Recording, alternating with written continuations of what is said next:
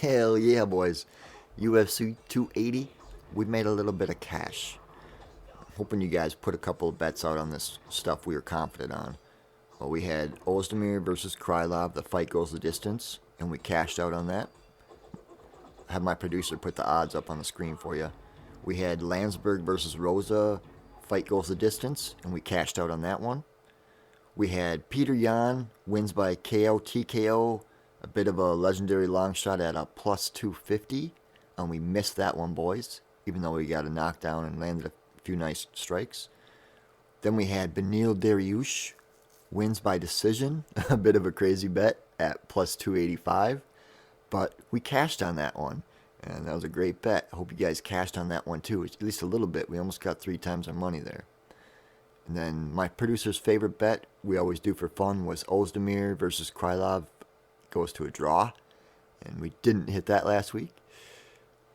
Then our parlay of the week was Petrosian, Yan, and Makayev, and I thought we'd have that, but Yan lost by split decision, so that sucks for us, boys. Lost that parlay, so my bad there. But if you guys are making any other bets on the other fights on the card, the breakdowns were great last week. If you were here, we said that Makayev would run through Gordon, which he did, got the submission. We said Petrosian would win by decision, which he did. We said Nurmagomedov was going to win a close fight, which he did. We said Kyle would win with his ground control, just control in the octagon, which he did. We said Bilal would win by a boring decision. Somehow he got a knockout, so we got that written down in stone, buried it. Somebody will dig it up someday and remember his name.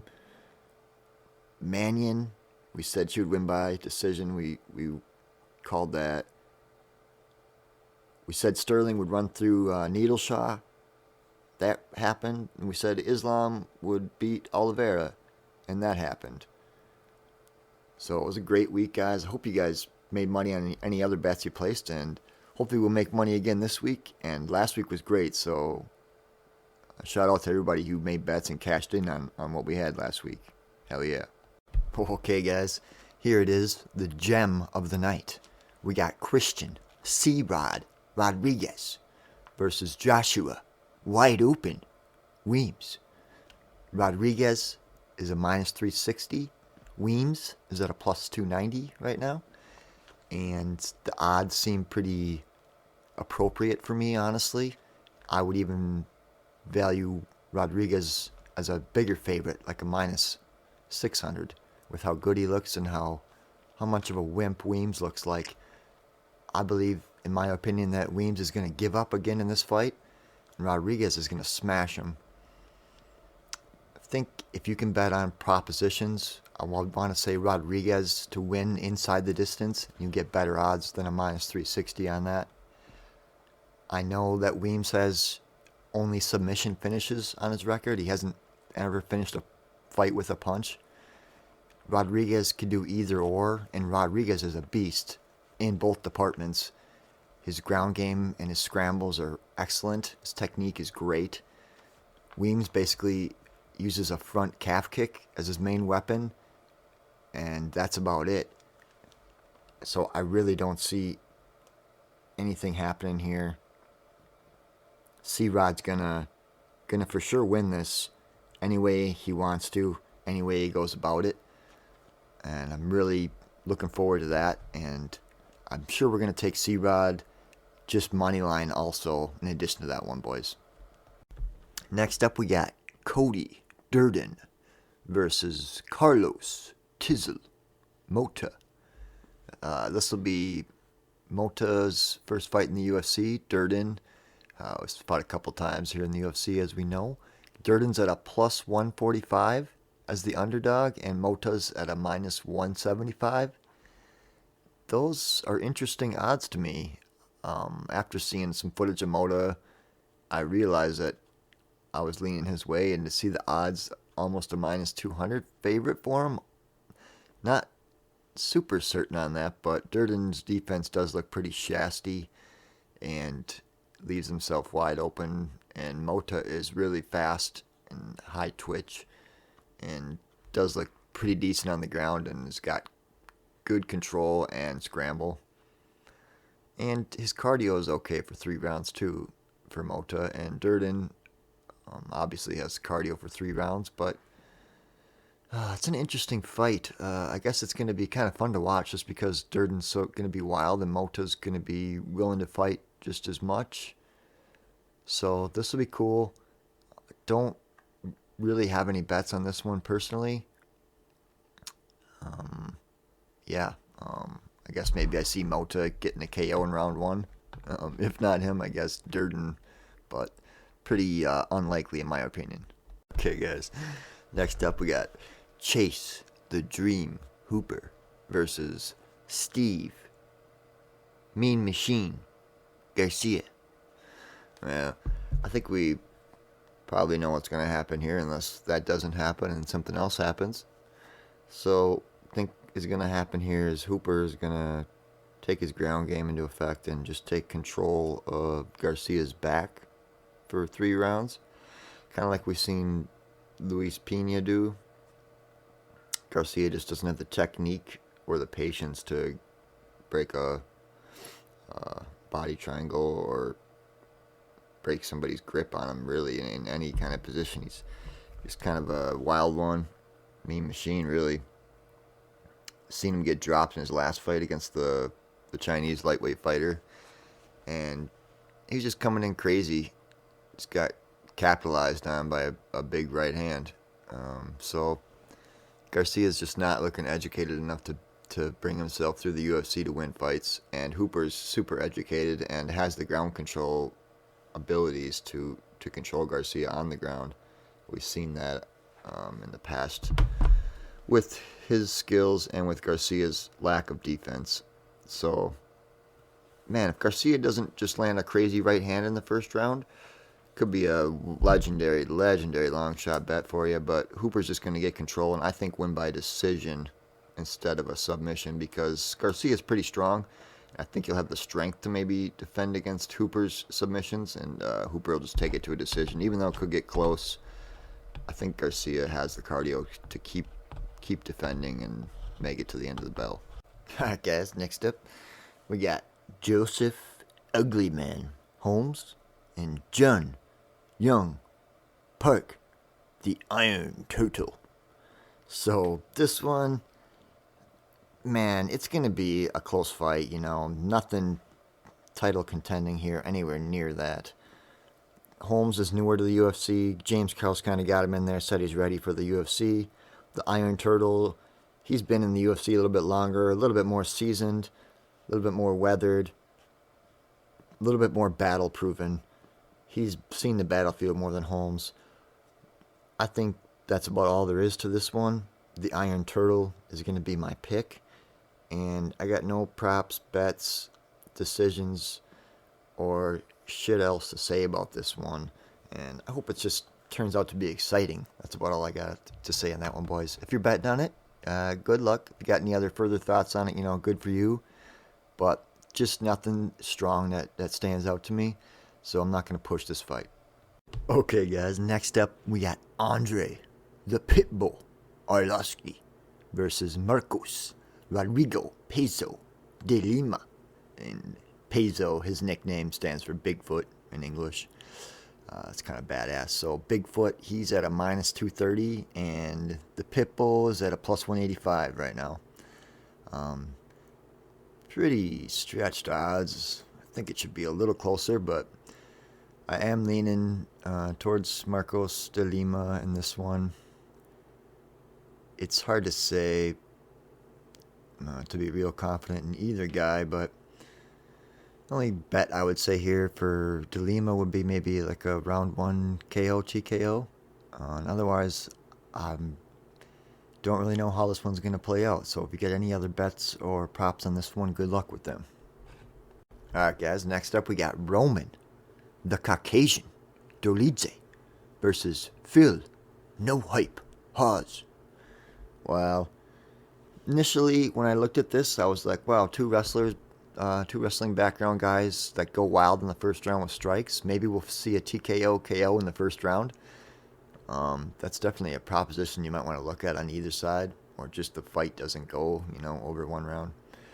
But realistically, we'll look at this. We've seen Roman use his old man strength against Kyle Dawkins and TKO him in the first round, last fight.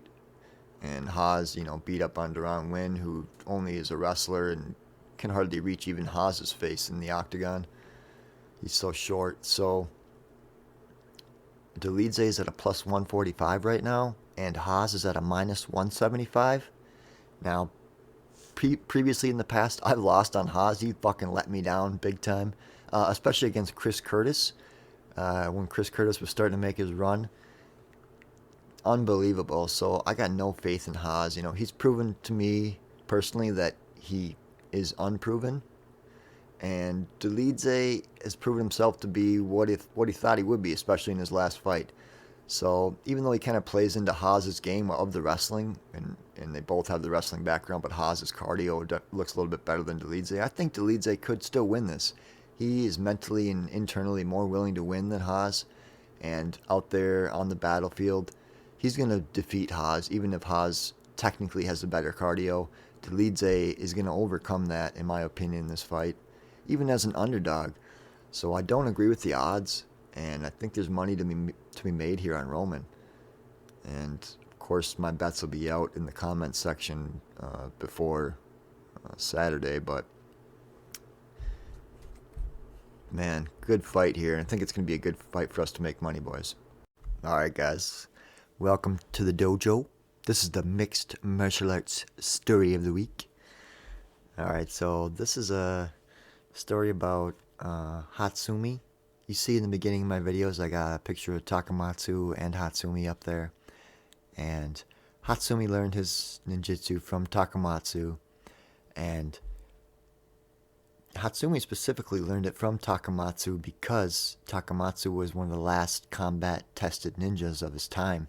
And he died in 1971 or 72 there. And, Hatsumi is where, my senseis eventually got their knowledge from, and it was all passed down. So I'm happy he went to Takamatsu to get this, old knowledge that was actually combat-tested. And in order for Hatsumi to do that, he had to travel 500 miles each week. For 15 years, he did this to train with Takamatsu specifically. So, it just shows the dedication that Hatsumi put in to train with the right person who had, the real techniques that were combat tested in China. Even though the Japanese, he was sent to China to, Takamatsu was to, be under a warlord and used, for whatever they decided. But he was combat tested, and Hatsumi knew it, and he chose to learn from him specifically. So I'm really fortunate of that, and just a cool story about someone choosing to do something the right way. And even though it took him 500 miles for 15 years, it didn't fucking matter. So there you go, guys. That's a story of the week. Okay, guys. Next up, we got Dustin, the Hanyak Jacoby, versus Khalil, the War Horse, Rountree. So, Khalil's got a pretty badass nickname, the War Horse. I don't know if you guys ever seen the movie War Horse. It's about the way horses were used in World War One. Pretty incredible movie that they made. It's probably technically a drama, but there's a decent amount of action in there. And the way that they do the film is they follow basically a couple different horses. Like one horse is more of a main character, and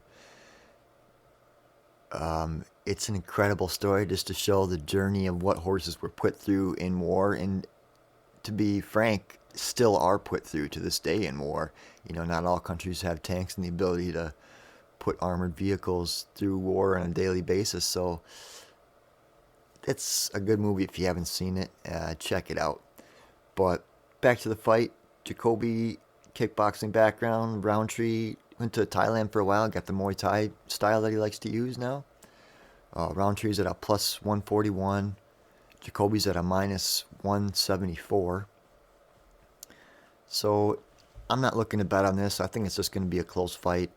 If you're on Roundtree's side, I'd say bet him by KO TKO early, either round 1 or under 1.5. Be a good prop there. And if you're on the Jacoby side, I'd say bet Jacoby by decision. Maybe get some better odds on the minus 174 there. Other than that, guys, I don't got anything else to say about this fight. We'll check it out and see how Jacoby's looking, because he could be the one to work his way up in the division at this point. Rountree's just kind of been up and down his whole career. Okay, guys, next up we got Tresean, Mr. Vicious Gore versus Joshua, the Big Gins, Fremd. Odds on this got Gore at an underdog at plus 141 and Fremd the favorite at minus 174. Odds are probably properly appropriate there. I'd say, yeah, Fremd at a minus 200 even, with how good Fremd looked in his first fight in the UFC last time against Anthony Fluffy Hernandez. You know, when I seen that fight, I kind of had a flashback of when I seen Hernandez have his first fight in the UFC, and Anthony kind of looked the same way. He kind of just got outclassed, and it was a lot for Fremd, probably, being his first time in the UFC like that. And I think Fremd is going to come into this one a lot better off, knowing that, that could happen to him, and he's never going to let that happen to him again against, somebody like that. Or he's probably going to quit the sport. He looked disappointed in his loss against Fluffy, and it looks like he feels like he can beat anyone. And his skills look good, and his cardio looked good. And Gore, on the other hand, he's all talk. The guy doesn't have the skills to back up the shit he talks or the physique that he holds.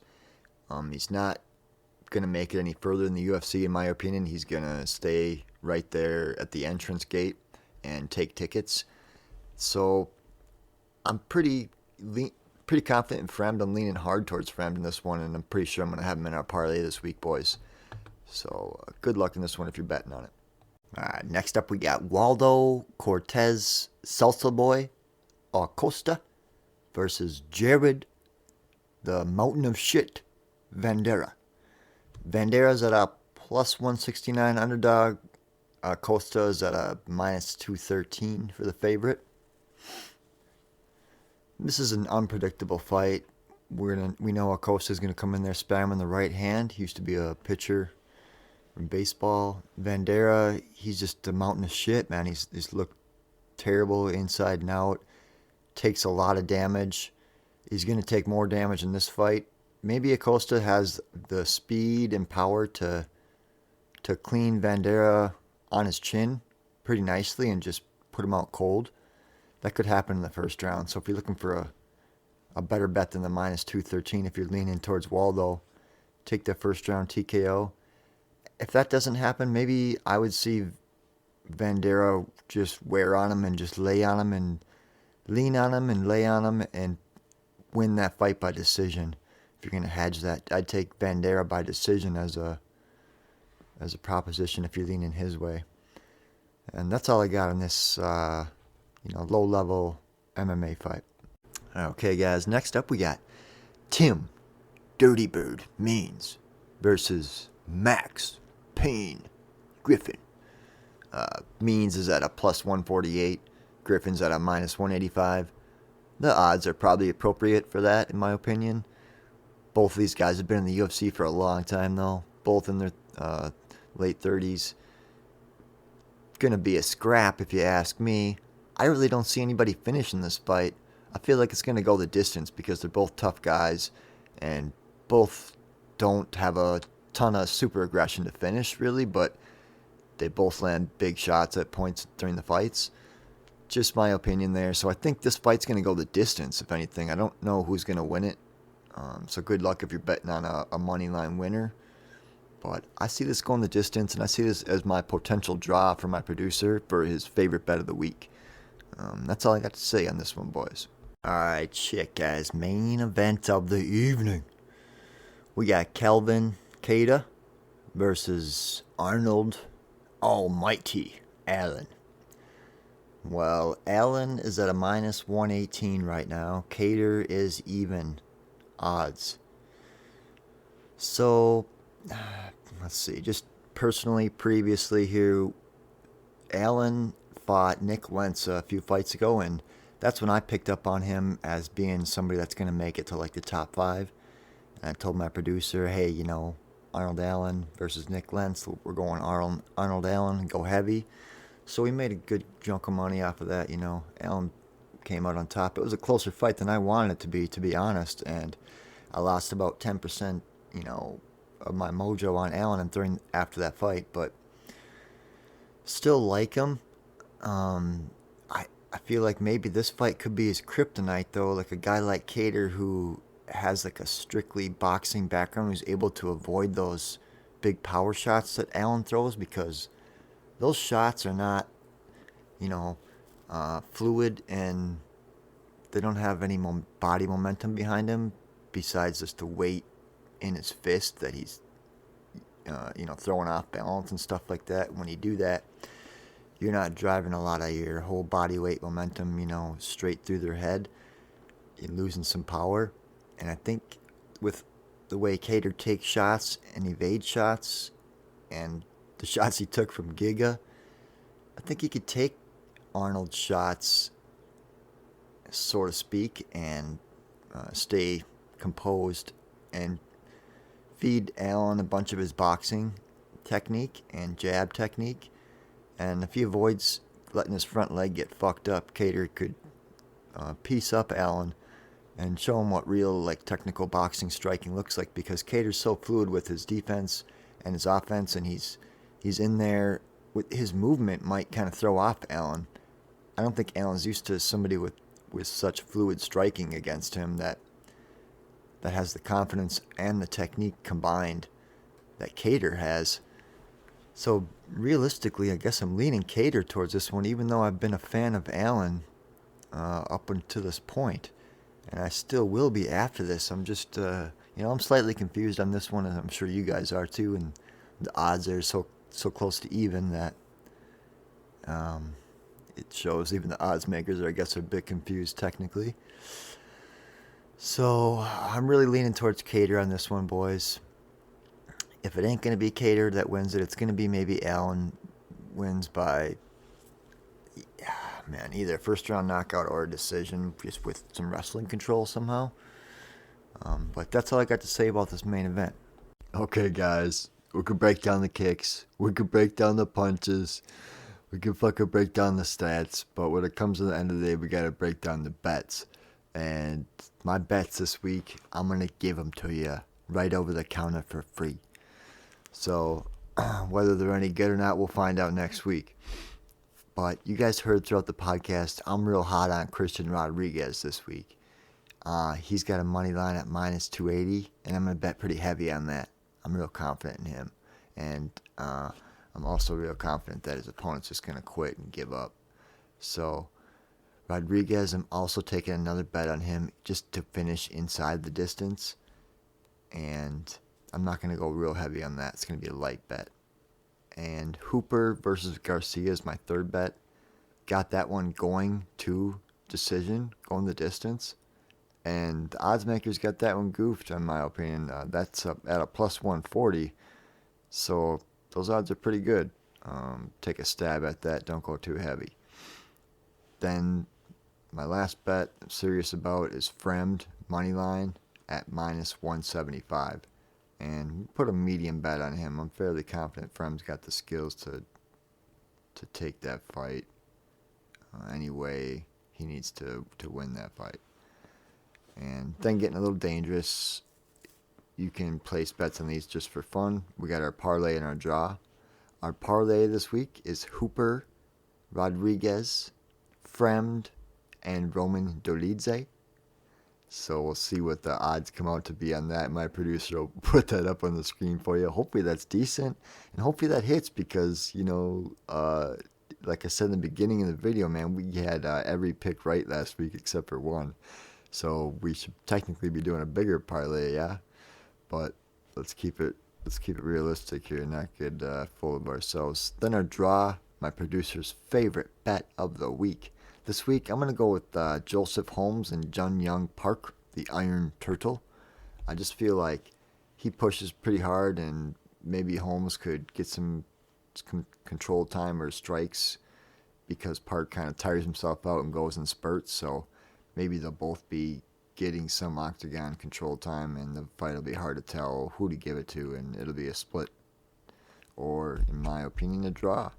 So let's hope this comes through, and let's hope these bets come through, boys. Wish you luck on any other bets you're making this week, and I'll talk to y'all next week. All right, till next week, guys. Life before death, strength before weakness, journey before destination. Keep it real.